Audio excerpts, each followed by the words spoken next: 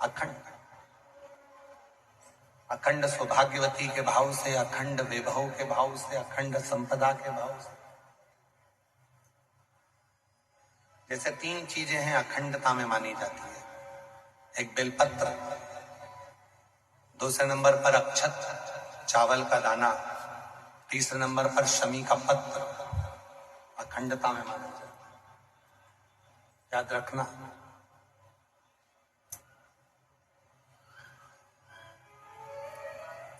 एक बेलपत्र एक ऐसी है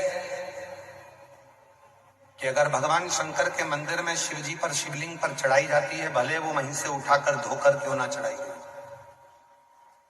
तुम 1 हफ्ते तक भी अगर मंदिर नहीं आए और अगर एक बेलपत्र तुमने, मान लो आज तुमने एक बेलपत्र चढ़ा दी और घर गए, या रात को या दूसरे दिन तुम रजो धर्म से हो गए, रजस्वला हो गए, मंदिर नहीं जा सकती 5 दिन, 6 दिन, 7 दिन, या कहीं जाना पड़ गया, तो क्या कहते हैं कि हमारा जल चढ़ाने का नियम टूट गया। कोई कहता है मेरा ये पूजन खंडित हो गया।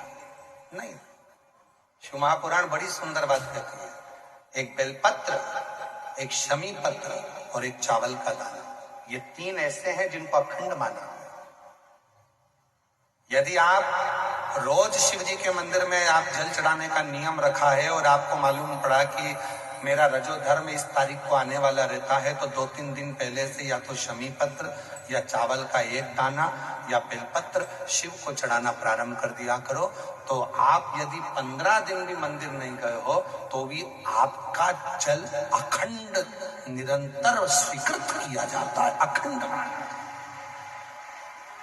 भले तुमने 10 दिन 15 दिन उस जल को नहीं चढ़ाया, तुम 5 दिन 7 दिन नहीं जा सकी, मंदिर नहीं पहुंची, तुम मंदिर तक नहीं जा पाए, तुम कोई कार्य में लग गए, तुम नहीं पहुंचे, और उस जल को अखंडता में, अखंड। क्यों? एक बात आप लोगों ने, पशुपति व्रत किसने करा? हाथ उठाओ जरा, किन किन ने करा? सारे पंडाल वाले। हाँ ठीक है, रखिए। पशुपति व्रत में एक बात कही जाती है, 3 चीजें हैं।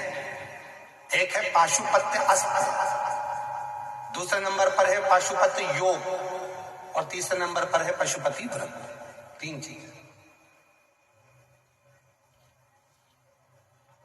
इसमें जो पशुपति व्रत होता है, इस व्रत में कथा में कहा जाता है कि आप लोग जब व्रत करो और 2 व्रत हो गए, या आपको बीच में कहीं जाना पड़ गया, या रजो धर्म आ गया, या कोई काम आ गया, आप शादी में चले गए, फंक्शन में चले गए, बीच में आपका जो 2-3 व्रत छूट गए, उसके बाद वापिस व्रत करोगे, तो कई लोग कहते हैं हमारा खंडित हो गया। नहीं नहीं नहीं, खंडित नहीं हुआ। पशुपति व्रत 5 व्रत होते हैं। बीच में अगर तुम कहीं चले भी गए, कोई फंक्शन में चले गए, बाहर चले गए, देश विदेश चले गए, कोई रजो धर्म में चले गए, तो आप उस व्रत को नहीं करते हो। पर वो व्रत भले तुमने नहीं करा, पर इसके पहले तुमने जो शंकर जी की पूजन करी थी, इसके पहले तुमने जो पशुपति व्रत करा था, पिछले सोमवार को जो तुमने पशुपति व्रत करा, उसमें जो बेलपत्री चढ़ाई, पिछले सोमवार को तुमने पशुपति व्रत करा, उसमें जो चावल का दाना चढ़ाया, पिछले सोमवार को जो तुमने पशुपति व्रत करा, उसमें भूल से भी तुमने अगर शमी पत्र या चावल का दाना या बेलपत्र कभी चढ़ाया है, तो वो व्रत तुम्हारे चाहे 15 सोमवार छूट गए, 5 सोमवार छूट गए, 3 सोमवार छूट गए, 4 सोमवार छूट गए, पर वो व्रत तुम्हारा अखंड कहलाता है। भले तुम उसको करो चाहे मत करो। फिर वापिस आते हो, वापिस आने के बाद फिर व्रत करते हो।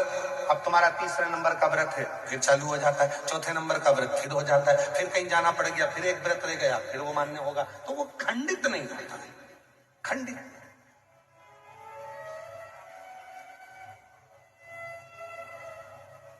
अखंड। और कितनी सुंदर बात कही, तुम्हारे घर में कोई लक्ष्मी जी की मूर्ति है, गणेश जी की मूर्ति है, ठाकुर जी की मूर्ति है, विष्णु जी की मूर्ति है, देवी देवता की मूर्ति है, खंडित हो गई है, तो किसी ने कह दिया कि ये खंडित हो गई घर की मूर्ति, इसको तुम विसर्जन कर दो ना। किसी का एक्सीडेंट हो जाता है, हाथ टूट जाता है, तो घर के बेटे को बदल दोगे क्या? घर की जो मूर्ति होती है वो छोटी होती है, छोटी होती है। तो शिव पुराण क्या कहती है, उस मूर्ति के आसपास में कहीं पर भी एक चावल का दाना या एक बेलपत्र या शमी पत्र उसके आसपास में कहीं पर भी रख दो, वो मूर्ति खंडित नहीं,